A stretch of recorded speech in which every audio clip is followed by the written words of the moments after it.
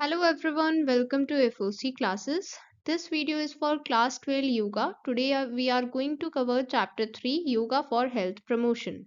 With this we will complete the syllabus for yoga. The complete playlist is available on our home tab. You can check it. So starting with the first topic, introduction to first aid and CPR. So what is first aid? First aid वो help है जो हम एक injured person को किसी emergency या accident में provide करते हैं। लाइक किसी पर्सन का एक्सीडेंट हो गया है या फिर किसी को कोई इंजरी हुई है, किसी को चोट लगी है, किसी भी तरह की इमरजेंसी में जो फर्स्ट इमीडिएट हेल्प प्रोवाइड की जाती है उसी को कहते हैं फर्स्ट एड। सो ये सिचुएशन टू सिचुएशन वेरी करता है कि हम कौन सी फर्स्ट एड प्रोवाइड कर रहे हैं। लाइक हो सकता है कि सिर्फ एक छोटी सी चोट है तो हम उस पर बैंडेज अप्लाई कर देंगे, बट इन केस अगर कार्डियक अरेस्ट जैसी कोई सिचुएशन है तो उस केस में हम सीपीआर प्रोवाइड करते हैं या फिर एईडी का यूज करते हैं इलेक्ट्रिक शॉक देने के लिए। एईडी एक मशीन होती है जो कार्डियक अरेस्ट में इलेक्ट्रिक शॉक देने के लिए यूज की जाती है एंड ये जनरली आपको पब्लिक प्लेसेस में मिलती है। सो इस तरह की फैसिलिटीज हम यूज कर सकते हैं अगर कहीं पर अवेलेबल है तो। अदरवाइज हम सीपीआर परफॉर्म कर सकते हैं अगर हमें प्रोसीजर आता है। सो इसलिए ये ज़रूरी है कि हम फर्स्ट एड सीखें। हमें कुछ बेसिक चीज़ें बेसिक्स पता होने चाहिए ताकि अगर कोई भी ऐसी सिचुएशन होती है, इमरजेंसी सिचुएशन, सो उसमें हम किसी को हेल्प कर पाएँ, किसी की लाइफ सेव कर पाएँ। सो फर्स्ट एड का यही एम है कि सबसे पहले तो जिस पर्सन को इंजरी आई है या फिर कोई भी एक्सीडेंट, कोई भी सिचुएशन है, तो हम उसका पेन रिड्यूस कर सकें एंड उसकी लाइफ सेव कर सकें एंड जो कंडीशन हो गई है उसे हम और वर्स होने से बचा सके। लाइक अगर सपोज करते हैं कि किसी पर्सन को छोटी सी चोट लगी है, बट अगर हमने उस पर्सन को वहां से नहीं निकाला तो और ज्यादा वो चोट बढ़ सकती है। तो उस केस में हमें सबसे पहले ये जरूरी होगा कि हम उस पर्सन को उस प्लेस से निकालें, उसे रेस्क्यू करें। सो इस तरह से ये सिचुएशन टू सिचुएशन वेरी करता है कि हम कौन सी टेक्निक यूज कर रहे हैं उस पर्सन की लाइफ सेव करने के लिए, उसको हेल्प प्रोवाइड करने के लिए। Understood? So, what are the key objectives of first aid? It minimize the pain and save lives. So, जब हम फर्स्ट एड प्रोवाइड करते हैं तब हम कोशिश करते हैं कि जिस भी पर्सन को चोट लगी है उसका पेन मिनिमाइज कर सके। इसके लिए हम बैंडेज अप्लाई करते हैं। अगर ब्लड फ्लो हो रहा है, एक्सेसिव ब्लड फ्लो है, तो हम वहां पर प्रेशर अप्लाई करते हैं। तो इस तरह से हम कोशिश करते हैं कि उनका पेन कम हो सके एंड हम उनकी लाइफ सेव कर पाएं।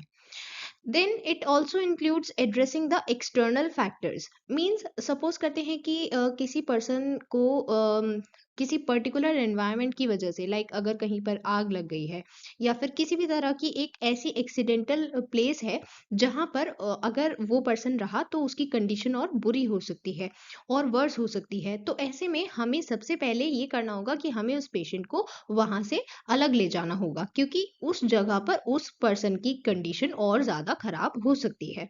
सो ऐसे एक्सटर्नल फैक्टर्स पर ध्यान देना भी जरूरी होता है। Then it would also include to accelerate the recovery from the illness or injury, and in some cases might involve completing a treatment. Means कभी कभी तो हम कोशिश करेंगे कि जैसी सिचुएशन है हम उससे थोड़ा बेटर कर पाए, और कुछ केसेस में लाइक अगर किसी को छोटी सी चोट लगी है तो हम उस पर बैंडेज अप्लाई कर देंगे, या फिर अगर हमें लग रहा है कि किसी की आर्म या लेग ब्रोकन है, कहीं पर बोन में फ्रैक्चर है, हमें ऐसा लग रहा है, तो उसको सपोर्ट प्रोवाइड करेंगे।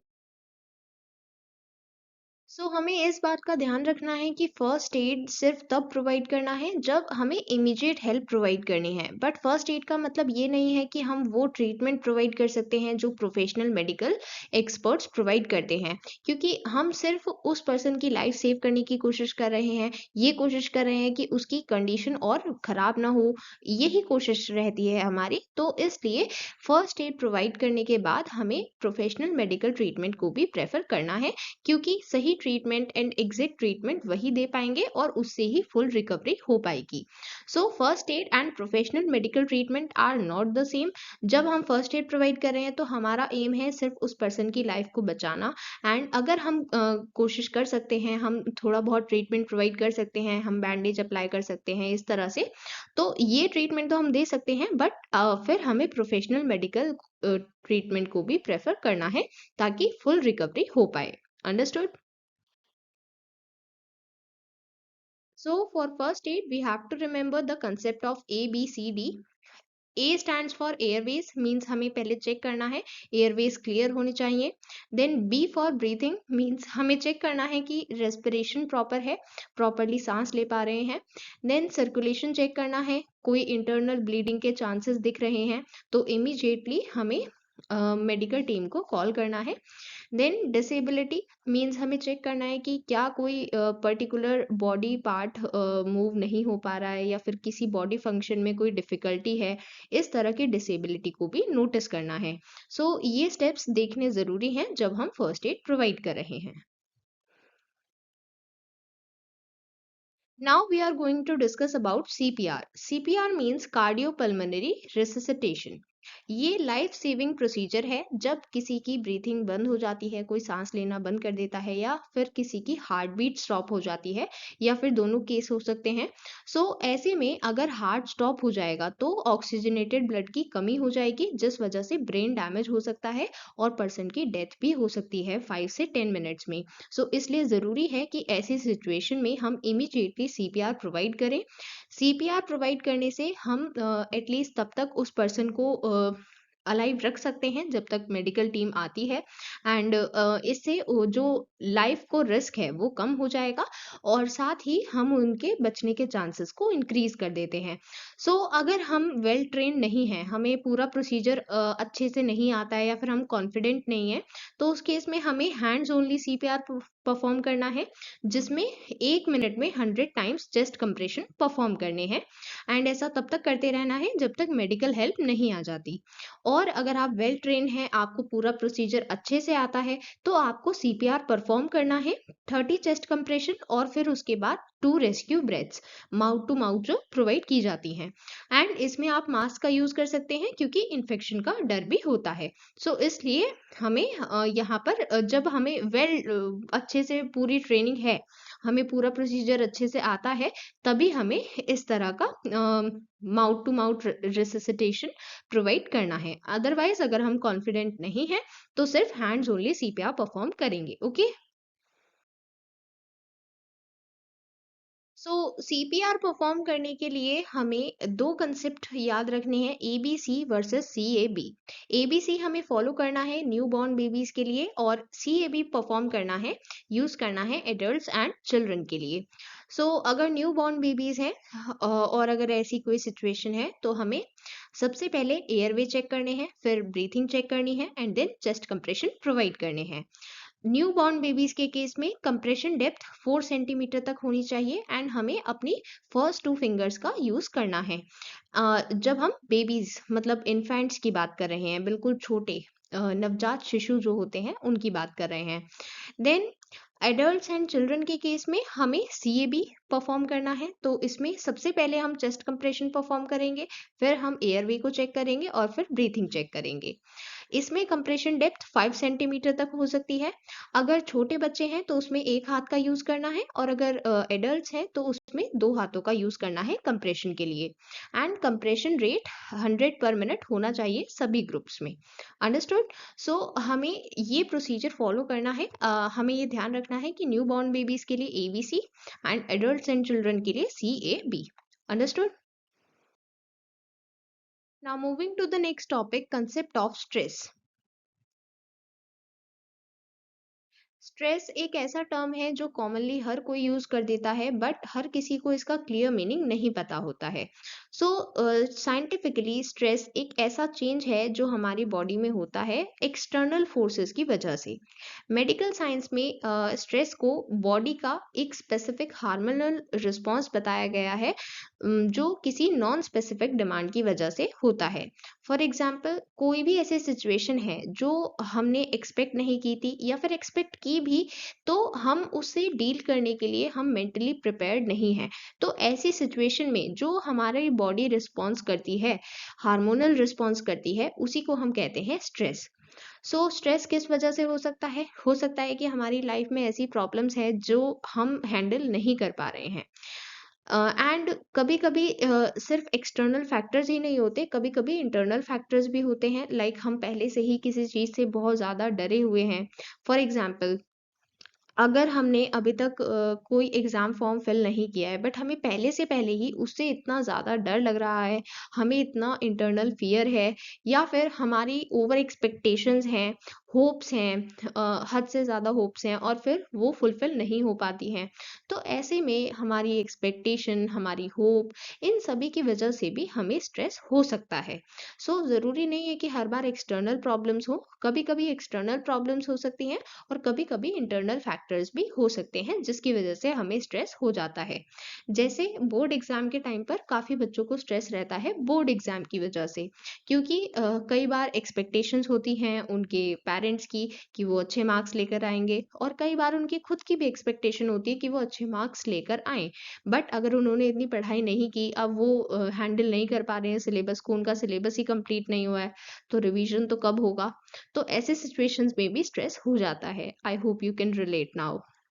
सो what are the effects of over stress? अगर हम हद से ज़्यादा स्ट्रेस लेते हैं इससे हमें एग्जॉशन फील होगा, हम कोई भी काम अच्छे से नहीं कर पाएंगे एंड इसकी वजह से हम हमारी फिजिकल हेल्थ पर भी नेगेटिव इफेक्ट्स होते हैं। जैसे हमें hypertension means high blood pressure हो सकता है, हाई ब्लड शुगर हो सकता है, डाइजेस्टिव इश्यूज हो सकते हैं, हमें भूख प्रॉपर नहीं लगेगी या फिर हम बहुत ज़्यादा खाना खाएंगे, इस तरह के सिम्टम्स हो सकते हैं एंड बैक पेन, इस तरह के सिम्टम्स भी होते हैं।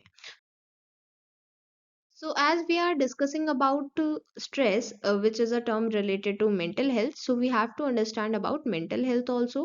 So, यहाँ पर एक definition given है जो WHO World Health Organization ने दी है mental health के लिए, a state of well-being where individuals realize their abilities, cope with normal stresses, work productively and contribute to their community.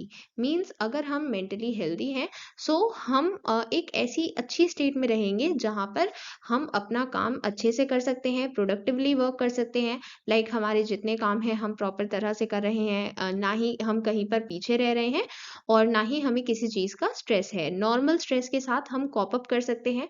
Normal stress का मतलब है कि हमें पता है कि हमें आज बहुत सारा काम करना है, बट हम उस चीज़ का ओवर स्ट्रेस करने के बजाय हम उस चीज़ को एक प्रेशर उसका क्रिएट करने के बजाय हम उस चीज़ को एक्चुअली कंप्लीट कर पा रहे हैं, अपने काम को पूरा कर रहे हैं। ऐसे में हम अपना भी काम टाइम पर फिनिश कर पाएँगे एंड हम कंट्रीब्यूट कर पाएँगे अपनी कम्युनिटी के लिए। ऐसे स्टेट में हम मेंटली हेल्दी होते हैं। We just discussed a term normal stress. Normal stress का क्या मतलब है कि एक ऐसा स्ट्रेस जो हमें मोटिवेट करता है हमारा काम करने के लिए। ऐसे स्ट्रेस को हम गुड स्ट्रेस भी कहते हैं। यही एक क्लासिफिकेशन है टाइप्स ऑफ स्ट्रेस में। मींस हम दो टाइप के स्ट्रेस यहाँ पर डिस्क्राइब कर रहे हैं, good stress and bad stress. Good stress ऐसा होता है जिसकी वजह से हम मोटिवेट होते हैं अपना काम कंप्लीट करने के लिए, आगे बढ़ने के लिए, अपने गोल्स अचीव करने के लिए। इससे हमारी परफॉर्मेंस इंप्रूव होती है। फॉर एग्जाम्पल, जब भी आपका कोई टेस्ट कंडक्ट किया जाता है तो उस टेस्ट की वजह से आपको प्रेशर तो होता है कि हमें टेस्ट में अच्छे मार्क्स लाने हैं, हमें अपना सिलेबस कंप्लीट करना है। बट जब तक आप नहीं पढ़ेंगे, जब तक आप टेस्ट नहीं देंगे तो आपको नहीं पता चलेगा कि आपकी कहाँ पर मिस्टेक्स हैं। इसलिए टेस्ट कंडक्ट कराया जाता है और जब आप एक बार टेस्ट देते हैं उसमें आपको पता चल पाता है कि आपके कौन से स्ट्रॉन्ग एरियाज थे और कौन से वीक एरियाज थे। उससे आपकी ही परफॉर्मेंस इंप्रूव होती है। उससे आपको जो स्ट्रेस हुआ वो गुड स्ट्रेस था क्योंकि उसकी वजह से एक तो आपने अपना सिलेबस कंप्लीट कर लिया और दूसरा आप एनालाइज कर पाए कि आपकी परफॉर्मेंस एक्चुअली कैसी है। गुड स्ट्रेस हमें हेल्प करता है अपने गोल्स को अचीव करने में, अपनी परफॉर्मेंस इंप्रूव करने में। वेयर एज अगर हमें बैड स्ट्रेस है तो बैड स्ट्रेस की वजह से हमें एंग्जाइटी होती है, टेंशन होती है एंड इससे हमारी परफॉर्मेंस रिड्यूस हो जाती है। अगर कभी भी आपको ये लग रहा है कि आपके एग्जाम्स आपको बहुत ज़्यादा स्ट्रेस दे रहे हैं, तो उसमें बस आपको यही कंपेयर करना है कि अब ये गुड स्ट्रेस है या बैड स्ट्रेस है। डेफिनेटली जो आपको रिजल्ट मिलेगा वो गुड स्ट्रेस ही होगा क्योंकि आप देखते हैं कि एग्जाम से पहले तो आपका सिलेबस बिल्कुल कंप्लीट नहीं हो पाता है और जैसे ही एग्जाम्स की डेट शीट आती है, स्पेशली एग्जाम के एक दिन पहले, आपका पूरा सिलेबस अच्छे से कंप्लीट हो जाता है। क्यों? क्योंकि आप गुड स्ट्रेस में हैं। गुड स्ट्रेस में आपकी परफॉर्मेंस बढ़ जाती है और जो सिलेबस आप मंथ्स में कंप्लीट नहीं कर पाए वो आप एक दिन में कंप्लीट कर लेते हैं। तो वही चीज होती है गुड स्ट्रेस में। वेयर एज बैड स्ट्रेस में क्या होगा कि आप जितना काम कर रहे थे उतना भी नहीं कर पाएंगे। आपकी जो बेसिक परफॉर्मेंस थी वो भी रिड्यूस हो जाती है, एंड इसकी वजह से आपको मेंटल एंड फिजिकल प्रॉब्लम्स भी होती हैं। That is bad stress. ठीक है, एग्जाम्स की वजह से हमें गुड स्ट्रेस होता है, और गुड स्ट्रेस ही होना चाहिए ताकि हमारी परफॉर्मेंस अच्छी हो पाए, हम अपने गोल्स को अचीव कर पाए। Okay. Then causes of stress. Stress के डिफरेंट रीजंस हो सकते हैं। सबसे पहले फाइनेंशियल प्रॉब्लम्स। अगर हम एक ऐसे पर्सन है जो अर्न कर रहे हैं, या फिर हम सिर्फ एक ही पर्सन है पूरी फैमिली में जो अर्न कर रहे हैं, और ऐसे में हमें कोई फाइनेंशियल प्रॉब्लम आए, कोई फैमिली में ऐसी प्रॉब्लम है, या फिर कोई मेडिकल इमरजेंसी है। ऐसे सभी सिचुएशंस में जहाँ पर हमें फाइनेंशियल प्रॉब्लम फेस करनी होती है, ये एक टफ सिचुएशन होती है, एंड इसमें स्ट्रेस हो जाता है। Then work. अगर वर्क का बहुत ज़्यादा बर्डन है, ओवरलोड है, हम ओवर टाइम वर्क कर रहे हैं, एंड हम उसमें इतने खुश भी नहीं हैं, उससे हमारी physical health and mental health दोनों अफेक्ट होती हैं, स्ट्रेस होता है। Then personal relationships. अगर हमारे पर्सनल रिलेशनशिप्स अच्छे नहीं हैं तो उस केस में भी हमें स्ट्रेस होता है। That parenting. अगर पेरेंटिंग अच्छी नहीं है, हेल्दी पेरेंटिंग नहीं है, या तो हम चाइल्ड को हर बात पर ब्लेम करते हैं, हर बात पर कुछ गलत बोल देते हैं, तो उस केस में बच्चे को भी स्ट्रेस हो सकता है। Then busy daily life. Means अगर आप डेली लाइफ में बहुत ज़्यादा बिजी हैं, लाइक आप अपने काम में बिजी हैं, एकेडमिकली बिजी हैं, और मतलब हर चीज़ में बिजी हैं, बस आप अपने लिए टाइम नहीं निकाल पाते हैं, लाइक आप योगा प्रैक्टिस नहीं कर रहे हैं, आप मेडिटेशन नहीं कर रहे हैं, तो उसकी वजह से क्या होगा कि आपकी मेंटल हेल्थ सही नहीं रहेगी, एंड आप हर चीज़ में अच्छा तो परफॉर्म कर लेंगे, लाइक आप अपना वर्क कंप्लीट कर लेंगे, आप एकेडमिकली अच्छे रहेंगे, बट आपकी मेंटल हेल्थ सही नहीं रह पाएगी। इसलिए ज़रूरी है कि हम अपनी बिजी डेली लाइफ में से थोड़ा सा टाइम अपनी मेंटल हेल्थ के लिए भी निकालें, मेडिटेशन, योगा, इन सभी चीज़ों को भी प्रैक्टिस करें। Now we are going to discuss signs and symptoms of stress. On mood. हमारे मूड पर क्या इफेक्ट होता है? हमें एंग्जाइटी होती है। रेस्टलेसनेस मीन्स हम हर चीज़ के लिए बहुत ज़्यादा रेस्टलेस रहते हैं कि हमें हर चीज़ एकदम से करनी है, और कोई चीज़ नहीं हो पाएगी तो भी हम बहुत इरिटेट हो जाएंगे कि ये क्यों नहीं हो पाया है हमसे, एंड ऐसे में हमारे पास मोटिवेशन नहीं रहता, फोकस नहीं रहता अपने काम को करने के लिए। हम बहुत ज़्यादा ओवरवेल्म्ड हो जाते हैं इमोशंस के साथ, हमें हर चीज़ में हम ओवर सेंसिटिव बन जाते हैं, हर चीज़ से इरिटेशन होती है, बहुत जल्दी गुस्सा आ जाता है, बहुत जल्दी सैड हो जाते हैं, डिप्रेशन में चले जाते हैं। ये सभी मूड पर सिम्टम्स होते हैं। Then on your behaviour. Behaviour में क्या क्या चेंजेस होते हैं? या तो हम ओवर ईटिंग करेंगे, या फिर हम कम खाना खाएंगे, और कभी भी हम किसी पर भी गुस्सा कर सकते हैं। ड्रग और alcohol abuse, tobacco use and social withdrawal. Means हम ड्रग एडिक्टेड भी हो सकते हैं to overcome stress, and however हो नहीं पाते हैं, ओवरकम नहीं कर पाते हैं, बट हम ड्रग एडिक्ट बन सकते हैं।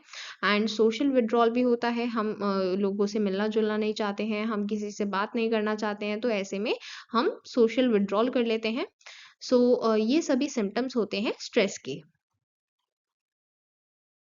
Now the next topic effects of stress. अब हम फिजिकल हेल्थ पर क्या इफेक्ट्स होते हैं स्ट्रेस के, ये टॉपिक डिस्कस करने वाले हैं। सबसे पहले respiratory and cardiovascular system.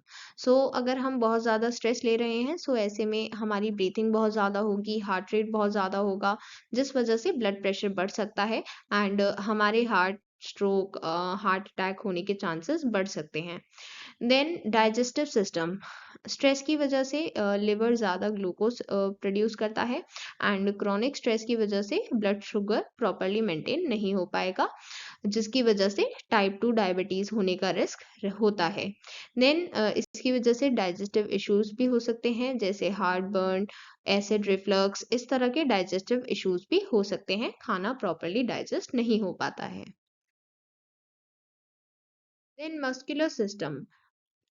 Stress की वजह से मसल टेंशन होती है, जिस वजह से हेडेक, बैक पेन, बॉडी एक हो सकते हैं। एंड जब हमें कॉन्टिन्यूस पेन रहेगा तो हम मेडिकेशन भी प्रेफर करेंगे। सो कॉन्टिन्यूस मेडिकेशन पर हम रिलायंट हो जाते हैं, बहुत ज़्यादा डिपेंडेंट हो जाते हैं अपने पेन को रिड्यूस करने के लिए। Then reproductive system, so men के केस में टेस्टोस्टेरोन लेवल रिड्यूस हो सकते हैं, स्पर्म प्रोडक्शन अफेक्ट हो सकता है। एंड वुमेन के केस में मेंस्ट्रुअल साइकिल अफेक्ट हो सकती है, इरेगुलर हो सकती है, एंड मेनोपॉज के सिम्टम्स बढ़ सकते हैं।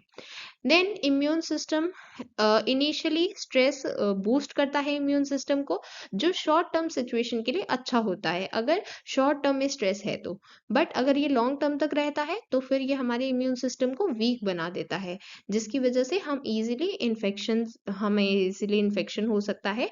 एंड हमारी रिकवरी भी स्लो हो जाती है क्योंकि हमारा इम्यून सिस्टम वीक हो जाता है। सो ऑल ओवर स्ट्रेस हमारे हेल्थ को नेगेटिवली इम्पैक्ट करता है। सो ये हमारी फिजिकल हेल्थ के लिए भी अच्छा नहीं है। सो अभी तक हमने समझा स्ट्रेस क्या है, किस वजह से होता है, एंड क्या-क्या इफ़ेक्ट्स होते हैं स्ट्रेस के। अब हम ये समझने वाले हैं कि स्ट्रेस को हम किस तरह से मैनेज करें। सो अब हम योगा के थ्रू देखने वाले हैं कि योगा के थ्रू हम कैसे स्ट्रेस को मैनेज कर सकते हैं। First of all Om chanting and prayer, ये मेडिटेशन का ही एक पार्ट है। हमें ओम चैंटिंग, ओम मंत्र का उच्चारण करना चाहिए, प्रेयर करनी चाहिए। देन शोधन क्रिया मीन्स क्लेंजिंग टेक्निक में हमें कपालभाति प्रैक्टिस करनी चाहिए। सूर्य नमस्कार, इसमें 12 स्टेप्स होते हैं, ये प्रैक्टिस करना चाहिए। देन ताड़ासन, वृक्षासन, त्रिकोणासन, अर्धचक्रासन, धनुरासन, उस्त्रासन, शशांकासन, वक्रासन, गौमुखासन, मकरासन, भुजंगासन, उत्तन पदासन, अर्धहलासन, पवन मुक्तासन, सेतु बंदासन, शवासन, ये सभी योगासन थे। देन योगासन कंप्लीट करने के बाद प्राणायाम प्रैक्टिस करने चाहिए, नाड़ी शोधन, भ्रमरी। एंड देन ध्यान मीन्स मेडिटेशन प्रैक्टिस करना चाहिए। एंड शांति पाठ प्रैक्टिस करना चाहिए, क्योंकि हम स्ट्रेस की बात कर रहे हैं तो स्ट्रेस में हमें शांति की बहुत ज़रूरत है। तो इसके लिए हम शांति पाठ करेंगे, यहाँ पर कुछ मंत्र होते हैं जिनका उच्चारण करते हैं। सो इस तरह का शांति पाठ भी करना चाहिए। स्ट्रेस को इफेक्टिवली मैनेज करने के लिए हमें योगा प्रैक्टिस करनी चाहिए। योगा की हेल्प से हम सेल्फ अवेयरनेस को भी एनहांस करते हैं। इससे हमारी फिजिकल हेल्थ तो बनी ही रहती है और साथ ही हमारी मेंटल हेल्थ भी इम्प्रूव रहती है। अगर हम योगासन प्रैक्टिस करते हैं तो इससे हमारी फिजिकल हेल्थ बनी रहेगी, हमारे मसल्स, ऑर्गन सभी टोन्ड अप रहेंगे, सही फंक्शन करेंगे। एंड अगर हम प्राणायाम प्रैक्टिस करते हैं तो इससे हम अपने माइंड पर अच्छे से कंट्रोल रख सकते हैं, टेंशन कम होगी। इस तरह से हम योगा के थ्रू स्ट्रेस को प्रॉपर्ली मैनेज कर सकते हैं। रिलैक्सेशन टेक्निक्स की हेल्प से हम एंजाइटी, हाइपरटेंशन, ऐसे स्ट्रेस रिलेटेड प्रॉब्लम्स को भी मैनेज कर सकते हैं। योगा एक बहुत अच्छा मैनेजमेंट है स्ट्रेस के लिए। अगर हम योगा रेगुलर बेसिस पर प्रैक्टिस करते हैं तो इससे फिजिकल हेल्थ तो इम्प्रूव होती ही है, साथ ही हम स्ट्रेस को मैनेज कर सकते हैं एंड अपनी मेंटल हेल्थ को भी इम्प्रूव कर सकते हैं। योगा हमें ऑल ओवर हमारी पूरी बॉडी को हेल्दी बनाने में हेल्प करती है। As we have already discussed in previous chapters, that whenever you are going to follow yoga, you have to focus on diet as well. Means सिर्फ योगा को फॉलो करने से आपकी हेल्थ सही नहीं रहेगी, आपको योगा के साथ साथ अपनी डाइट पर भी ध्यान देना होगा। इनिशियली जब आप स्टार्ट करते हैं तो आप एकदम से अपनी डाइट चेंज नहीं कर पाएंगे, बट विद टाइम आपको ये आदत रखनी होगी कि आप अपनी डाइट को प्रॉपर रख सकें, योगिक डाइट मेंटेन करें, सो दैट आपको योगा का पूरा बेनिफिट मिल पाए। योगिक डाइट जिसे हम सात्विक डाइट कहते हैं, हमें सात्विक डाइट को प्रेफर करना चाहिए।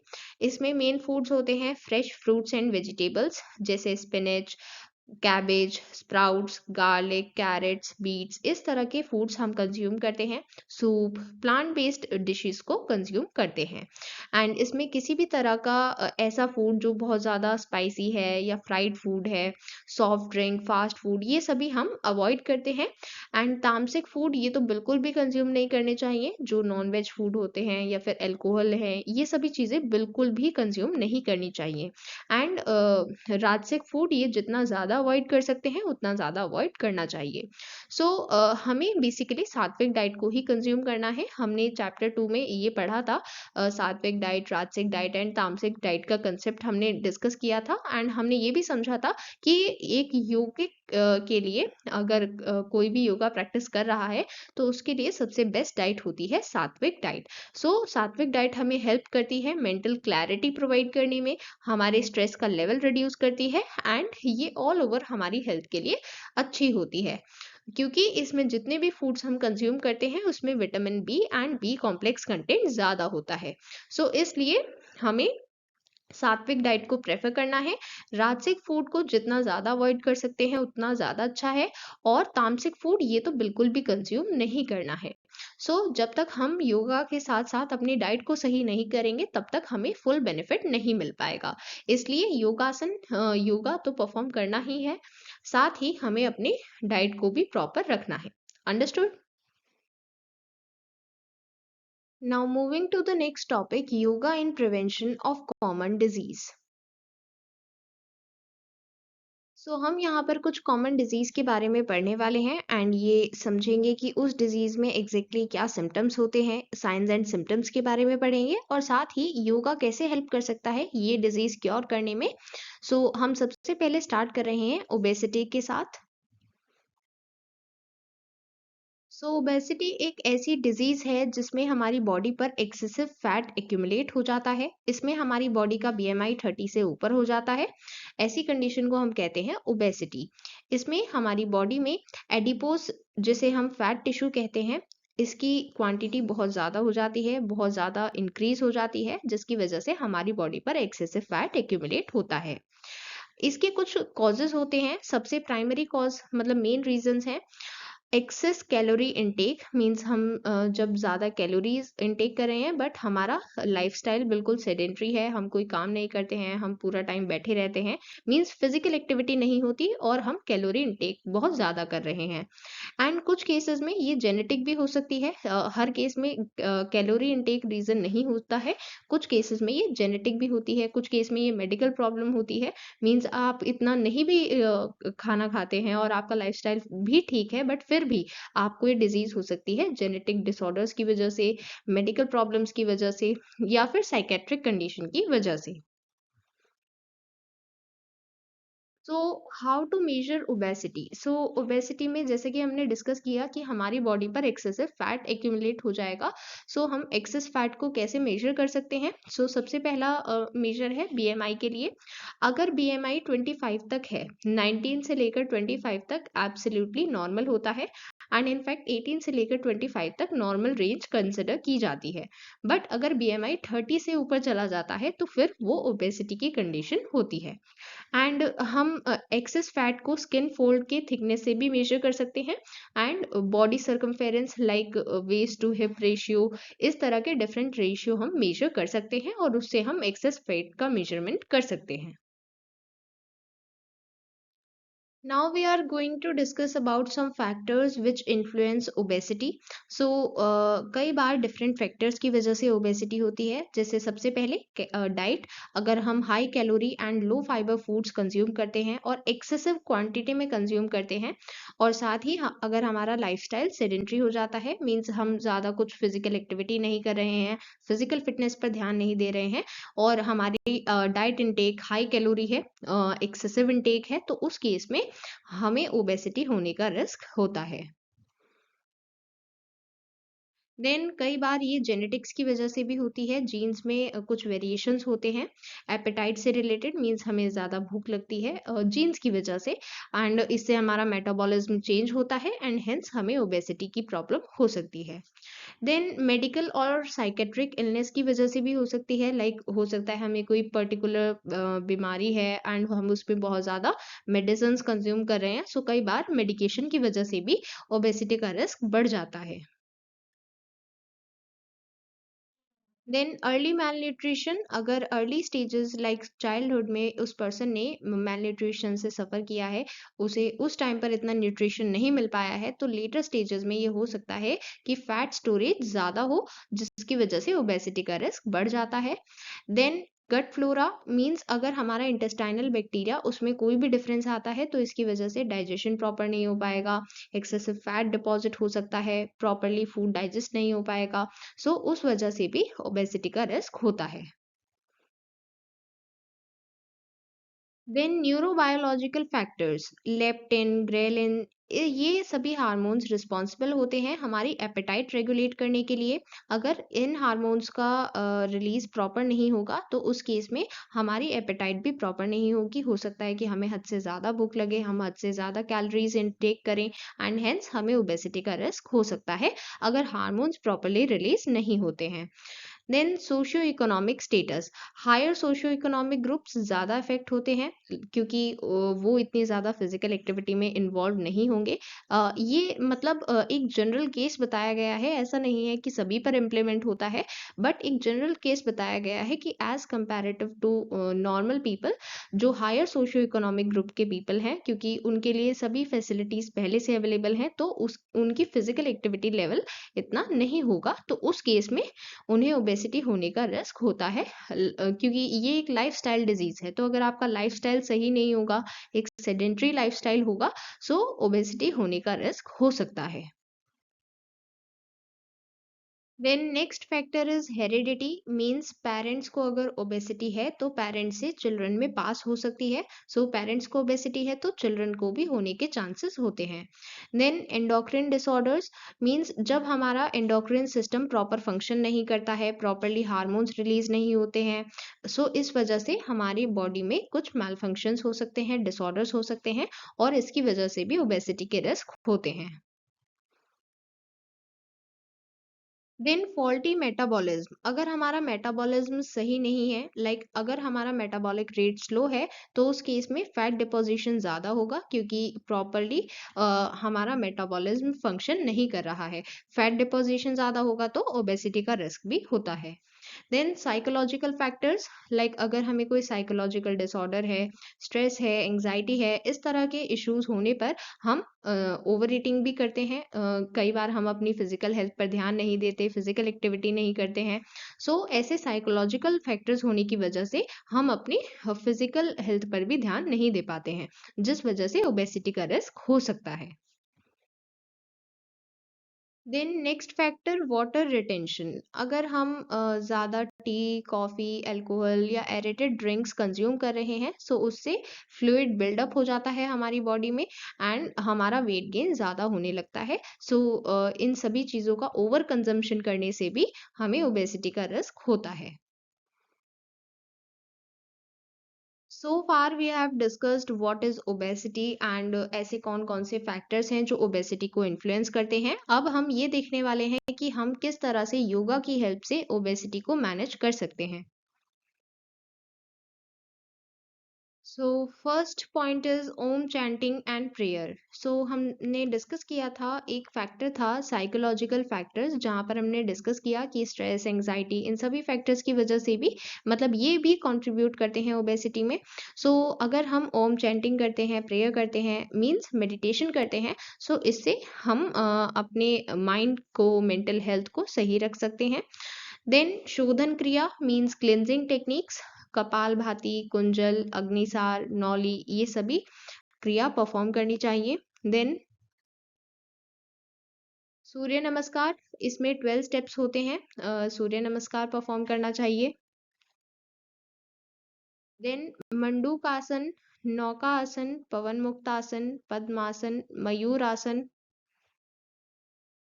वक्रासन, पश्चिमोत्तानासन, गौमुखासन, जनु शीर्षासन, पदहस्तासन, ताड़ासन, धनुरासन, उस्त्रासन, त्रिकोणासन, भुजंगासन, सर्वांगासन,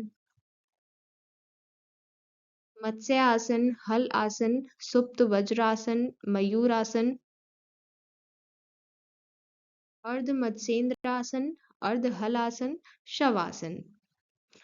शवासन के साथ हम योगा को कंक्लूड करते हैं। योगासन परफॉर्म करने के बाद हमें प्राणायाम परफॉर्म करना चाहिए। सूर्य भेदी प्राणायाम, शीतली, भस्त्रिका, नाड़ी शोधन, भ्रमरी, इस तरह के प्राणायाम प्रैक्टिस करने चाहिए। देन स्पेशल प्रैक्टिस योग निद्रा एंड ध्यान मीन्स मेडिटेशन। साथ ही हमें यम और नियम भी परफॉर्म करने चाहिए, प्रैक्टिस करने चाहिए, क्योंकि यम हमें सिखाते हैं कि हमें दूसरों के साथ कैसे बिहेव करना है और नियम हमें सिखाते हैं कि हमें सेल्फ डिसिप्लिन कैसे रहना है। तो जब हम इन दोनों को एक्चुअल लाइफ में अप्लाई करेंगे, तभी हम एक्चुअल अपनी लाइफस्टाइल को सही कर सकते हैं। एंड क्योंकि ओबेसिटी एक लाइफस्टाइल डिजीज है, तो बहुत ज़रूरी है कि हम अपने लाइफस्टाइल को सही करें। योगिक मैनेजमेंट, जितने भी योगासन है, प्राणायाम है, ये सभी तभी बेनिफिशियल होंगे हमारे लिए जब हम अपने लाइफस्टाइल को सही कर पाएंगे। हमें यम और नियम भी फॉलो करने चाहिए। Now moving to the next disease, hypertension. Hypertension एक ऐसी कंडीशन है जिसमें हमारा ब्लड प्रेशर बहुत हाई हो जाता है, नॉर्मल लेवल से बहुत ज़्यादा हो जाता है। सिस्टोलिक ब्लड प्रेशर 140 से ज़्यादा होता है और डायस्टोलिक प्रेशर ब्लड प्रेशर 90 से ज़्यादा हो जाता है। तो ये दोनों ही रिस्क हैं, अगर बहुत ज़्यादा बढ़ गया है, एलिवेट हो गया है, दोनों ही हमारे लिए रिस्क फैक्टर होते हैं। हमने हाइपरटेंशन को दो टाइप्स में क्लासिफाई किया है। First is primary hypertension. ये ऐसी हाइपरटेंशन है जो किसी डिजीज की वजह से नहीं होती है, बिना किसी डिजीज की वजह से हमारा ब्लड प्रेशर हाई रहता है। ये दो टाइप का हो सकता है further. First is benign hypertension. इसमें हमारा हाई बीपी रहेगा, जो मतलब ज़्यादा हम नोटिस नहीं कर पाएंगे, उसमें कुछ ज़्यादा नोटिसेबल सिम्टम्स नहीं होते हैं। एंड देन होता है मैलिग्नेंट हाइपरटेंशन। ये सीवियर फॉर्म है, मतलब ये एकदम से होगा और इसके लिए इमीडिएट मेडिकल अटेंशन की रिक्वायरमेंट होगी और ये हमारे किसी ऑर्गन को भी डैमेज कर सकता है। यहाँ पर प्राइमरी हाइपरटेंशन में हमने दो सब टाइप पढ़े हैं। एक वो जहाँ पर हमारा हाई बीपी तो होगा, बट वो इतना ज़्यादा नोटिसेबल सिम्टम्स उसमें नहीं होते हैं और ये स्लोली डेवलप होता है। वेयर एज मैलिग्नेंट, ये ऐसा सीवियर फॉर्म है हाइपरटेंशन का कि इसमें कोई ऑर्गन डैमेज भी हो सकता है और इसको इमीडिएट मेडिकल अटेंशन की रिक्वायरमेंट है, अदरवाइज ये हमारे लिए बहुत रिस्की है। Then the next type is secondary hypertension. Means ऐसा हाई ब्लड प्रेशर जो किसी डिजीज की वजह से होता है। लाइक हो सकता है कि हमें कोई कार्डियोवैस्कुलर डिजीज है, तो उसकी वजह से हमें कार्डियोवैस्कुलर हाइपरटेंशन होगा। देन अगर हमारे हार्मोनल इम्बेलेंसेस हैं, मीन्स हमारे हार्मोन्स प्रॉपरली प्रोड्यूस नहीं होते, ओवर प्रोडक्शन है या अंडर प्रोडक्शन है, ऐसे केस में जब एंडोक्रिन सिस्टम प्रॉपरली फंक्शन नहीं करता है, तो एंडोक्रिन हाइपरटेंशन हो सकता है। देन अगर हमारी कोई किडनी डिजीज है, उसकी वजह से हमें रेनल हाइपरटेंशन हो सकता है। अगर हमारे नर्वस सिस्टम में कोई डिसऑर्डर है, इसकी वजह से न्यूरोजेनिक हाइपरटेंशन होता है। देन प्रेगनेंसी इंड्यूस्ड हाइपरटेंशन, जो प्रेगनेंसी के टाइम पर होता है, लाइक 20 वीक्स के बाद में जनरली इस टाइप का हाइपरटेंशन, हाई ब्लड प्रेशर देखने को मिलता है। ये जो सेकेंडरी हाइपरटेंशन है, ये किसी डिजीज की वजह से होता है, कोई पर्टिकुलर डिजीज होगी उसकी वजह से होगा। वेयर एज प्राइमरी हाइपरटेंशन वो बिना किसी डिजीज के होता है एंड उसमें फर्दर हमने सब टाइप्स पढ़े थे। Understood? Then complications of hypertension. यहाँ पर हम देखने वाले हैं कि हाइपरटेंशन की वजह से क्या-क्या कॉम्प्लिकेशंस हो सकते हैं। First is renal failure. अगर हाई ब्लड प्रेशर रहता है तो इससे हमारे किडनी वेसल्स डैमेज हो जाएंगे, फिल्ट्रेशन प्रॉपर नहीं हो पाएगा एंड किडनी का फंक्शन बंद हो सकता है, मतलब किडनी काम करना बंद कर देंगी।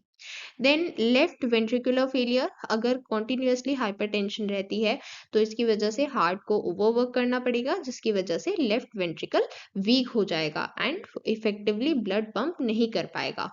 लेफ्ट वेंट्रिकल फेल हो जाएगा।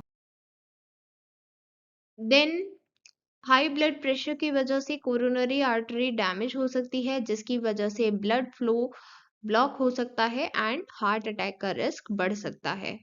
देन अगर अनकंट्रोल्ड हाइपरटेंशन है, इसकी वजह से brain haemorrhage means cerebral haemorrhage भी हो सकता है। हमारी ब्रेन वेसल्स वीक हो जाएंगी, रप्चर हो जाएंगी, कंप्लीटली डैमेज हो जाएंगी, जिस वजह से ब्रेन टिश्यू में ब्लीडिंग हो सकती है एंड हेंस ब्रेन हैमरेज हो सकता है। सो ये सभी कॉम्प्लिकेशंस हैं जो हम हाइपरटेंशन की वजह से फेस कर सकते हैं। Now the question comes how to manage hypertension. So hypertension को मैनेज करने के लिए हमें dietary management and yoga management दोनों पर फोकस करना होगा। सबसे पहले डाइटरी मैनेजमेंट की बात करते हैं। सो हमें एक healthy regular eating pattern follow करना है, कोई भी मील स्किप नहीं करना है। हमें high fibre and antioxidant rich foods consume करने हैं and fried items, high salt foods, इन सभी चीज़ों को अवॉइड करना है। जैसे पिकल, पापड़, इन सभी में सॉल्ट की क्वांटिटी बहुत ज़्यादा होती है, तो ऐसी चीज़ों को अवॉइड करना है एंड इंस्टेड हम ऑल्टरनेटिव यूज़ कर सकते हैं जैसे लेमन जूस। और ऐसी कोई भी डिश जैसे जिसमें बेकिंग पाउडर होता है उसे भी हमें अवॉइड करना है। सो इस तरह के कुछ पॉइंट्स हमें ध्यान रखने हैं। अगर हमें हाइपरटेंशन की प्रॉब्लम है तो हम डाइटरी मैनेजमेंट पर भी हमें ध्यान देना है। Then yogic management. सो योगा की हेल्प से हमारा ब्लड प्रेशर कम होता है एंड कॉम्प्लिकेशंस नहीं होते हैं। हमने अभी देखा हाइपरटेंशन की वजह से कितने कॉम्प्लिकेशंस हो सकते हैं। सो अगर हम योगा प्रैक्टिस करेंगे तो ऐसे कॉम्प्लिकेशंस नहीं होंगे, हमारा ब्लड प्रेशर कम हो जाएगा। सो इसके लिए हमें क्रिया प्रैक्टिस करनी है, जल नीति, सूत्र नीति। देन योगासन प्रैक्टिस करने हैं, ताड़ आसन, कटी चक्रासन, पवन मुक्तासन, वज्रासन, भुजंगासन, धनुरासन, गौमुखासन, वक्रासन, शवासन। देन प्राणायाम प्रैक्टिस करने हैं, नाड़ी शुद्धि, उज्जयी, भ्रमरी। ये सभी हमारे माइंड को रिलैक्स बनाते हैं, ऑटोनॉमिक बैलेंस को प्रमोट करते हैं।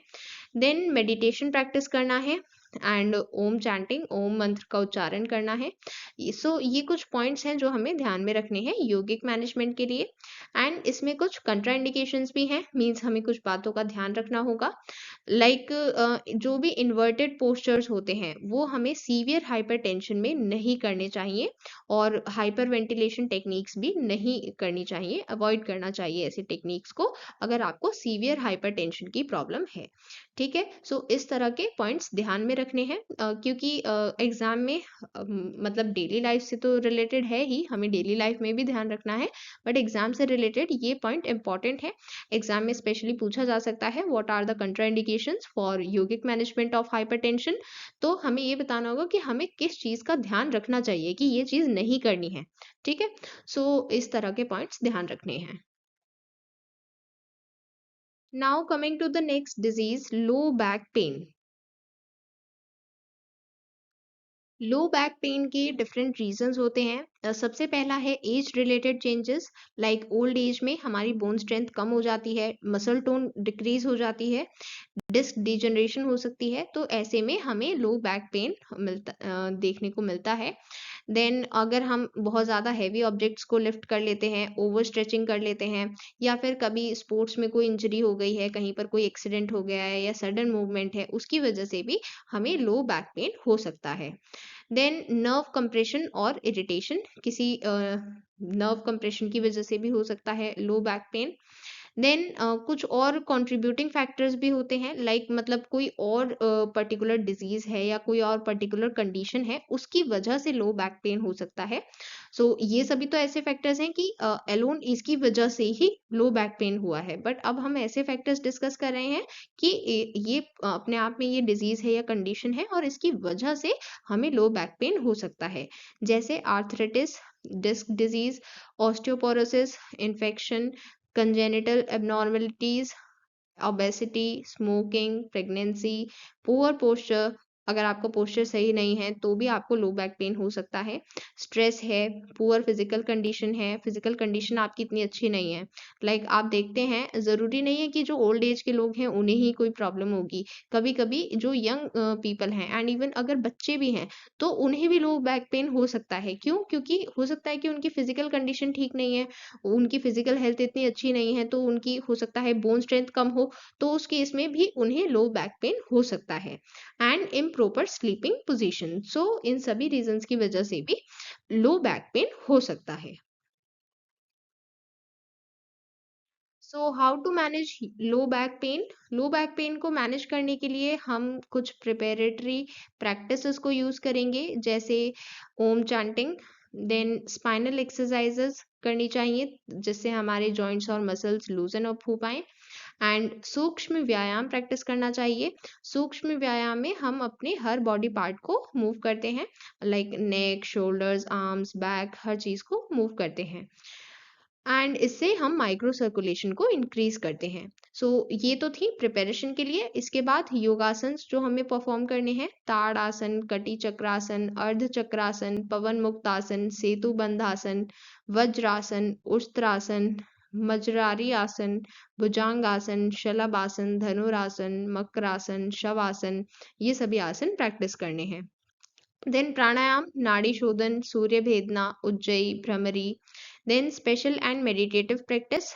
सो यहाँ पर हम योग निद्रा प्रैक्टिस कर सकते हैं, मेडिटेशन प्रैक्टिस कर सकते हैं। सो इस तरह से हम योगा के थ्रू लो बैक पेन को मैनेज कर सकते हैं। सो देखिए, अभी तक हमने काफ़ी सारी डिजीज़ पढ़ी, उनके योगिक मैनेजमेंट पढ़े, आगे भी एक दो डिजीज़ और पढ़नी है हमें, और सभी में हम ये नोटिस कर रहे हैं कि हमें हर बार योगिक मैनेजमेंट में योगासन भी मेंशन करने हैं, प्राणायाम भी मेंशन करने हैं, स्पेशल प्रैक्टिस भी मेंशन करनी है। तो कई बार आप कंफ्यूज हो जाएंगे कि आपको कौन कौन से योगासन मेंशन करने हैं। तो आप कुछ कॉमन ऐसे योगासन के नेम याद रखें जो आप हर एक में मेंशन कर सकते हैं, और आपको इंडिविजुअल याद रहता है तो बहुत अच्छी बात है, बट एटलीस्ट आपको कुछ कॉमन नेम्स तो पता होने ही चाहिए, ताकि कोई भी नेम आ जाए तो हम उसको आंसर कर पाए। Okay. Now tips for a healthier back. So अपने बैक को हेल्दी रखने के लिए हमें अगर हमने बहुत टाइम तक कोई फिजिकल एक्टिविटी नहीं की है तो हमें लो इम्पैक्ट एक्सरसाइज के साथ स्टार्ट करना है, जिससे हमारी बॉडी पर हद से ज़्यादा प्रेशर ना बने एकदम से, एंड हमें ऐसी एक्सरसाइजेस के साथ स्टार्ट करना है ताकि हम अपनी स्ट्रेंथ बिल्डअप कर पाएँ, अपना पोस्चर सही कर पाएँ। हमें हर फिजिकल एक्टिविटी के पहले स्ट्रेचिंग करनी है, क्योंकि अगर आप बिना स्ट्रेचिंग के योगा करते हैं, कोई फिजिकल एक्टिविटी करते हैं, तो उससे भी आपको किसी भी तरह की इंजरी होने के चांसेस रहते हैं। एंड जब भी आप बैठे हैं या खड़े हैं तो आप अपने पोस्चर का ध्यान रखें, क्योंकि बॉडी पोस्चर एक इम्पॉर्टेंट रोल प्ले करता है, एंड ऐसे चेयर्स यूज करने हैं जिसमें लंबर सपोर्ट अवेलेबल होता है। देन ज़्यादा टाइम के लिए बैठना अवॉइड करें, बीच बीच में ब्रेक लें, स्ट्रेच करें, सो दैट आपको लो बैक पेन ना हो। एंड ऐसे शूज़ पहने जो आपके लिए कंफर्टेबल हैं, लाइक हाई हील्स में आप लॉन्ग टाइम तक रहेंगे तो आपके लिए वो कंफर्टेबल नहीं है, वेयर एज अगर ऐसे शूज़ हैं तो आप उसमें ज़्यादा टाइम तक कंफर्टेबल रह सकते हैं। सो ऐसे शूज़ प्रेफर करें जो आपके लिए कंफर्टेबल हैं। देन हमें एक फर्म सरफेस पर सोना चाहिए, एंड अगर हम कोई भी हैवी ऑब्जेक्ट उठा रहे हैं तो हमें उसे प्रॉपरली लिफ्ट अप करना है। ऑब्जेक्ट को अपने पास रखकर उठाएं, क्योंकि अगर इस तरह से उठाएंगे तो आपके बैक पर इफेक्ट आएगा, एंड इंजरी होने के चांसेस भी होते हैं। एंड अपना वेट हेल्दी मेंटेन करके रखें, लाइक ना ही अंडर वेट रहें ना ही ओवर वेट रहें, क्योंकि दोनों ही केस प्रॉब्लम होते हैं। सो इसलिए एक बैलेंस डाइट को मेंटेन करें, प्रॉपर योगा प्रैक्टिस करें, एक हेल्दी वेट मेंटेन रखें। सो बैलेंस डाइट रखने से आपकी बॉडी में कैल्शियम, फॉस्फोरस, विटामिन डी, इन सभी की कोई कमी नहीं होगी, आपकी बोन स्ट्रेंथ अच्छी बनी रहेगी। एंड स्मोकिंग नहीं करनी चाहिए, क्योंकि स्मोकिंग करने से हमारा स्पाइनल ब्लड फ्लो इफेक्ट होता है, नेगेटिवली इम्पैक्ट होता है, सो स्मोकिंग नहीं करनी चाहिए। देन हमें स्ट्रेस को भी मैनेज करना होगा, क्योंकि स्ट्रेस की वजह से भी हमारा पेन और ज़्यादा बढ़ सकता है, और ज़्यादा हालत बिगड़ सकती है। ठीक है। सो ये कुछ टिप्स थे हमारे बैक को हेल्दी रखने के लिए। Now the next topic. अब देखिए यहाँ पर जो कॉमनली प्रोनाउंसिएशन होती है वो होती है अस्थमा, लाइक कॉमनली लोग इसे अस्थमा ही बोलते हैं, वैसे इसे एज़मा कहा जाता है। सो कई बार मैं भी इसे अस्थमा ही बोल देती हूँ, बट इसका एक्चुअल प्रोनाउंसिएशन एज़मा है। ठीक है। सो अगर कभी मेरे मुंह से गलती से निकल जाए कि ये अस्थमा है, तो उसमें आपको पिन पॉइंट करने की जरूरत नहीं है, I know that it is asthma, but जब आपके आसपास लोग बोलते रहते हैं उस वर्ड को उसी तरह से, क्योंकि हमारा इंडियन एक्सेंट ऐसा है कि हमें उस चीज़ की आदत हो चुकी है। सो वो कई बार हम जानते हुए भी हमारे मुँह से वही प्रोनंसिएशन निकलती है जो हम सुनते हैं। So this is bronchial asthma. Okay. So asthma एक ऐसी क्रॉनिक रेस्पिरेटरी डिजीज़ है जहाँ पर हमारे एयरवेज नैरो हो जाते हैं एंड ये किसी ट्रिगर की वजह से होता है जनरली, लाइक हम किसी एलर्जन या कोल्ड एयर से बहुत ज़्यादा सेंसिटिव हैं, तब ऐसा हो सकता है। इसके सिम्टम्स हैं हमें हमारी सांस फूलेगी, हमारे चेस्ट में टाइटनेस फील होगी, खांसी होगी, इस तरह के सिम्टम्स विजिबल होते हैं। एग्जैक्ट कॉज ये हाइपर एक्टिविटी होने का हमें क्लियर नहीं है, बट इन्फ्लेमेशन एक की फैक्टर माना जाता है एंड फिर इन्फ्लेमेशन की वजह से हमें पेन भी हो सकता है एंड स्वेलिंग भी हो सकती है। सो इस तरह के सिम्टम्स इन्फ्लेमेशन की वजह से देखने को मिलते हैं।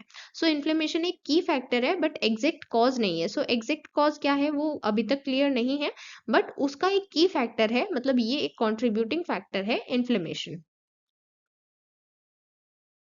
Then signs and symptoms of asthma. Asthma की वजह से हमें सांस लेने में दिक्कत आती है, बहुत ज़्यादा खांसी होती है, चेस्ट में टाइटनेस फील होती है। सीवियरिटी की बात करें तो एज़्मा अटैक कुछ देर के लिए रह सकता है, कुछ घंटों के लिए या फिर उससे ज़्यादा देर तक रह सकता है एंड अगर सीवियर अटैक होता है तो वो हमारे हार्ट और सर्कुलेशन को भी इम्पैक्ट करता है। देन स्टेटस एस्थमेटिकस, ये एक ऐसी सिचुएशन है जिसमें सीवियर अटैक आता है और ये अनरिस्पॉन्सिव होता है, लाइक इसको हम सिंपली पंप से कंट्रोल नहीं कर पाएंगे, इसके लिए मेडिकल अटेंशन चाहिए। देन रेयर कॉम्प्लिकेशंस मींस ऐसा जनरली नहीं होता है बट ऐसा भी हो सकता है, अगर किसी को एज्मा है तो ऐसी सिचुएशंस भी हो सकती हैं। हाइपर कैर्बिया मींस जहां पर आपकी बॉडी में कार्बन डाइऑक्साइड का लेवल बहुत ज़्यादा हो जाए। हाइपोक्सिया मींस जहाँ पर ऑक्सीजन का लेवल बहुत कम हो जाए। एसिडोसिस, इस तरह की सिचुएशंस हो सकती हैं, रेयर हैं बट कई बार सीवियर केसेस में हो सकती हैं। Understood. Now how to manage bronchial asthma. So asthma manage करने के लिए हमें अपनी डाइट पर ध्यान देना होगा, जैसे कोल्ड फूड्स, आइसक्रीम, चॉकलेट, ये सभी चीज़ें हमें अवॉइड करनी चाहिए। फ्रूट्स जैसे बनाना, ये भी एक कोल्ड फूड ही है, कोल्ड फ्रूट है, सो हमें ऐसे फूड्स को भी अवॉइड करना चाहिए। Then yogic management of asthma. Then yoga में हम सबसे पहले क्रिया मीन्स क्लेंजिंग टेक्निक्स के साथ बिगिन करेंगे। जल नेति, सूत्र नेति, कपाल भाती, कुंजल, वस्त्र धोती। देन सूर्य नमस्कार। देन योगासन प्रैक्टिस करेंगे, ताड़ासन, कटी चक्रासन, ऊर्ध्व वहुस्तनासन, गोमुखासन, उस्त्र आसन, वक्रासन, अर्धमत्स्येंद्रासन, उत्तन मंडूकासन, भुजंगासन, धनुरासन, सर्वांगासन, मत्स्य आसन, शवासन। देन प्राणायाम प्रैक्टिस करेंगे, नाड़ी शोधन pranayama, Surya Bhedi pranayama, Bhramari, Bhastrika. Then special practice में योग निद्रा प्रैक्टिस करेंगे, ध्यान लगाएंगे, मेडिटेशन करेंगे, ओम चैंटिंग, ओम मंत्र का उच्चारण करेंगे and then selected practice of सूक्ष्म व्यायाम। सो ये एक्चुअली मिड में गिवन थी बट क्योंकि यहाँ पर ऐसे नेम्स गिवन थे जो आपको समझ में नहीं आएंगे, इसलिए मैंने इस टॉपिक को यहाँ पर सेपरेटली एक्सप्लेन किया है। सो सेलेक्टेड प्रैक्टिसेस में से फर्स्ट प्रैक्टिस है उच्चारण स्थल तथा विशुद्ध। ये मैंने हिंदी वर्जन इसलिए मेंशन किया है क्योंकि ये आप इंग्लिश में प्रोनाउंस नहीं कर पाएंगे, बट जब आपका एग्जाम होगा तो आपको इंग्लिश मीडियम में ही आंसर देना है, तो आपको यही नेम लिखना होगा। ये मैंने आपको इसलिए दिखाया है ताकि आपको पता चल पाए आपको प्रोनाउंस कैसे करना है। सो इस विशुद्ध चक्र की हेल्प से हम अपने थ्रॉट चक्रा को प्योरीफाई करते हैं। सो इसके लिए हम sound, speech, breathing techniques use करते हैं ताकि हम क्लियर कम्युनिकेशन कर पाएं, स्पिरिचुअली प्योरीफाई हो पाएं। इसके लिए ये सभी प्रैक्टिसेस करते हैं। देन नेक्स्ट इज बुद्धि तात धृति शक्ति विकासक। इससे हमारी मेंटल क्लैरिटी बढ़ती है, साथ ही हमारी कंसंट्रेशन भी इम्प्रूव होती है। एंड देन नेक्स्ट इज वक्ष स्थल शक्ति विकासक। इससे हमारी स्पिरिचुअल और फिजिकल एनर्जी बढ़ती है चेस्ट रीजन में। सो ये हमने कुछ सिलेक्टेड प्रैक्टिसेस देखी हैं जो सूक्ष्म व्यायाम की हमें प्रैक्टिस करनी चाहिए इन केस ऑफ एज्मा। सो एज्मा को क्योर करने के लिए हमें ये सूक्ष्म व्यायाम की कुछ सिलेक्टेड प्रैक्टिसेस यहाँ पर करनी है। एंड ये सेलेक्टेड कीवर्ड इसलिए ही लिखा हुआ है क्योंकि हमें सारी प्रैक्टिसेस फॉलो नहीं करनी है, क्योंकि सारी सूटेबल नहीं होंगी। सो इसलिए हमें यहाँ पर कुछ सेलेक्टेड का नेम बताया गया है। ओके, सो ये जो मैंने आपको एक्सप्लेनेशन यहाँ पर प्रोवाइड किया है, हाउएवर ये आपकी बुक में नहीं है, बट ये नेम्स इतने डिफिकल्ट हैं और ना ही ये हमने प्रीवियस चैप्टर्स में डिस्कस किए हैं, क्योंकि बाकी जो योगासन है, प्राणायाम है, वो हमने पहले भी डिस्कस किए हैं, बट ये आपके लिए न्यू थे, इसलिए मैंने यहाँ पर आपको एक्सप्लेन किया है। Okay, then next disease arthritis. सो इसके क्या क्या साइंस एंड सिम्टम्स हैं? हमें जॉइंट्स में स्वेलिंग हो जाती है, पेन होता है एंड बहुत स्टिफनेस हो जाती है, जिसकी वजह से हमें जॉइंट्स में पेन भी होता है। इसकी वजह से हम जल्दी थक जाते हैं, हमारा वेट लॉस होने लगता है, हमें नींद अच्छी नहीं आती है एंड मसल्स में भी पेन होता है। देन जो भी अफेक्टेड जॉइंट्स हैं, लाइक अगर नी जॉइंट है या फिर यहाँ पर फिंगर्स में है, सो जहाँ पर भी है वहाँ पर टेंडरनेस, मतलब बहुत नाजुक हो जाती है ये जगह एंड हमें अपने जॉइंट्स मूव करने में डिफिकल्टी आती है, हम उस जॉइंट को प्रॉपरली यूज नहीं कर पाते। सो योगा के थ्रू हम आर्थराइटिस को मैनेज कर सकते हैं। ओम चैंटिंग एंड प्रेयर, हमें ओम मंत्र का उच्चारण करना चाहिए, मेडिटेशन करना चाहिए। स्पाइनल एक्सरसाइजेस हमें हेल्प करती हैं। स्पाइनल एक्सरसाइजेस में हम सिंपल मूवमेंट्स करते हैं, डिफरेंट बॉडी पार्ट्स को मूव करते हैं और इससे हम अपने स्पाइन, जॉइंट्स, मसल्स इन सभी को लूजन कर सकते हैं, जिससे हम बाकी योगा पोजेस को, योगासन को अच्छे से प्रैक्टिस कर पाएंगे। देन सूक्ष्म व्यायाम से हम अपने माइक्रो सर्कुलेशन को इम्प्रूव करते हैं। सो हम इसमें डिफरेंट टाइप के एक्सरसाइजेस डिफरेंट बॉडी पार्ट्स को स्ट्रेंथन करने के लिए प्रैक्टिस करते हैं। नेक को स्ट्रेंथन करने के लिए ग्रीवा शक्ति विकासक, देन शोल्डर एंड जॉइंट्स को स्ट्रेंथन करने के लिए स्कंद एंड बहुमूल शक्ति विकासक, देन आर्म्स को स्ट्रेंथन करने के लिए पूर्ण भुजा शक्ति विकासक, देन बैक को स्ट्रेंथन करने के लिए कटी शक्ति विकासक। सो ये डिफरेंट टाइप की एक्सरसाइजेस हम डिफरेंट बॉडी पार्ट्स में माइक्रो सर्कुलेशन इंक्रीज करने के लिए करते हैं और ये मेन योगासन परफॉर्म करने से पहले परफॉर्म किए जाते हैं।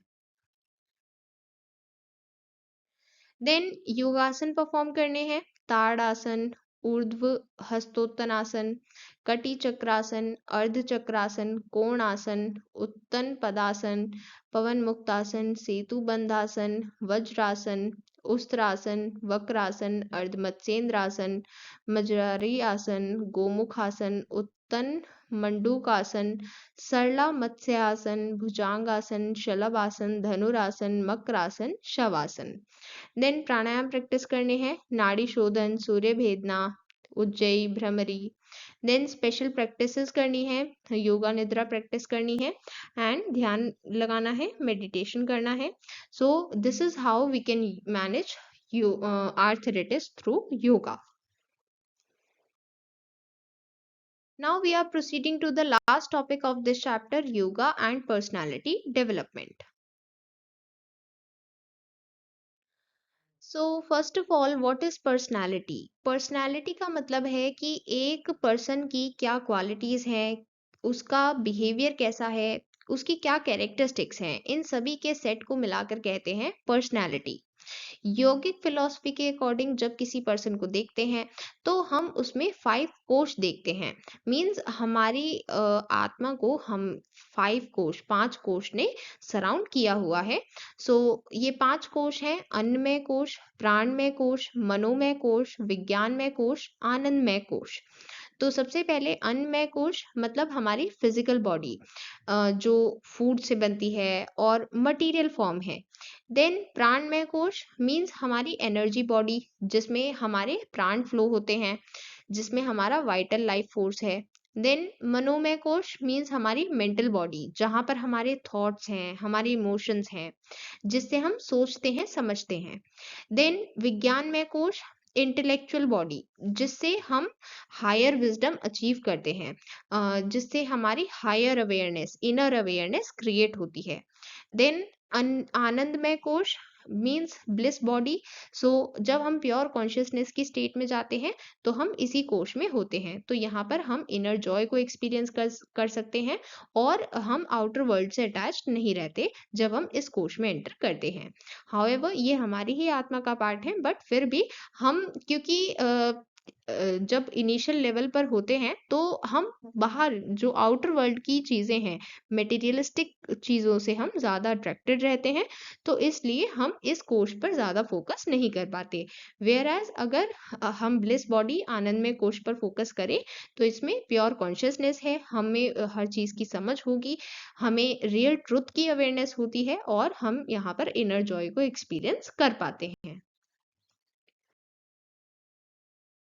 योगा की हेल्प से हम अपनी पर्सनालिटी को प्रॉपरली डेवलप कर सकते हैं। फिजिकल डेवलपमेंट के लिए हम योगा प्रैक्टिस करते हैं जिससे हमारी फिजिकल ग्रोथ होती है, हमारी मसल्स फ्लेक्सिबल रहती हैं, ऑर्गन्स प्रॉपरली फंक्शन करते हैं एंड हमें कोई भी डिजीज नहीं होती। इसके लिए हम डिफरेंट योगासन प्रैक्टिस करते हैं। Then yoga for cognitive development. हम मेंटल ग्रोथ के लिए भी योगा प्रैक्टिस करते हैं जिससे हमारी मेमोरी, हमारा कंसंट्रेशन इम्प्रूव होता है। अगर हम सूर्य नमस्कार प्रैक्टिस कर रहे हैं, त्रटक, प्राणायाम, इस तरह की प्रैक्टिसेस से हमारा ब्रेन स्ट्रेंथन होता है, हमारी लर्निंग एबिलिटीज बढ़ती हैं, हमारी कंसंट्रेशन और फोकस बढ़ता है। Then yoga for emotional development. Yoga हमें हेल्प करती है अपने इमोशंस को प्रॉपरली मैनेज करने में। जब हम प्राणायाम टेक्निक्स प्रैक्टिस करते हैं, डिफरेंट रिलैक्सेशन टेक्निक्स प्रैक्टिस करते हैं, इससे हमारी मेंटल प्रॉब्लम्स जैसे एंजाइटी, स्ट्रेस, डिप्रेशन ये सभी कम होती हैं एंड हमारे इमोशंस पर हम कंट्रोल कर पाते हैं, हमारे ब्रेन पर हमारा ज़्यादा कंट्रोल रहता है एंड जब हमारे इमोशंस पर हमारा कंट्रोल रहेगा तो हमारे रिलेशनशिप्स भी अच्छे बनते हैं। Then yoga for social development means हमने देखा था यम नियम। ये सभी हमें क्यों सिखाए जाते हैं? ये हमें इसलिए सिखाए जाते हैं ताकि हमें पता रहे कि हम दूसरों के साथ कैसे बिहेव करें और हम सेल्फ डिसिप्लिन कैसे रहें। यम नियम प्रत्याहार ध्यान ये सभी हमें ये सिखाते हैं कि हमें कैसे बिहेव करना है, हमें क्या करना चाहिए क्या नहीं करना चाहिए, हमें सही चीज की नॉलेज देते हैं। डिफरेंट योगा प्रिंसिपल्स हमें हेल्प करते हैं हमारे सोशल डेवलपमेंट में, इससे हमारा बाकियों के साथ रिलेशन अच्छा बनता है।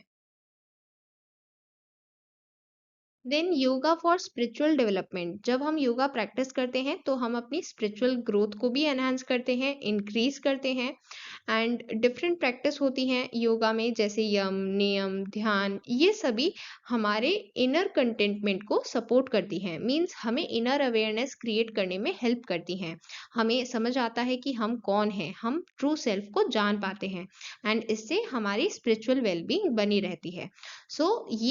जब हम योगा प्रैक्टिस करते हैं तो ये हमारे पर्सनालिटी के सभी एस्पेक्ट्स पर वर्क करती है। Physical, cognitive, emotional, spiritual, social, हर एक एस्पेक्ट पर योगा हमें हेल्प करती है, हर एक एस्पेक्ट को प्रॉपरली डेवलप करने में हेल्प करती है एंड जब हर एक एस्पेक्ट डेवलप होगा तो हमारी पर्सनालिटी भी प्रॉपरली डेवलप होती है। Understood? With this we have completed chapter 3 एंड चैप्टर 3 के साथ हमारा योगा सिलेबस भी कंप्लीट होता है। Finally we have completed the syllabus for class 12 yoga. Employability skill syllabus was already completed and इस चैप्टर के साथ हमने पार्ट बी सिलेबस भी कंप्लीट कर लिया है। ओके, जल्द ही आपके लिए question answer series, important topic series ये भी स्टार्ट होंगी। Okay, so stay tuned and keep studying. All the very best for your exam. Bye everyone.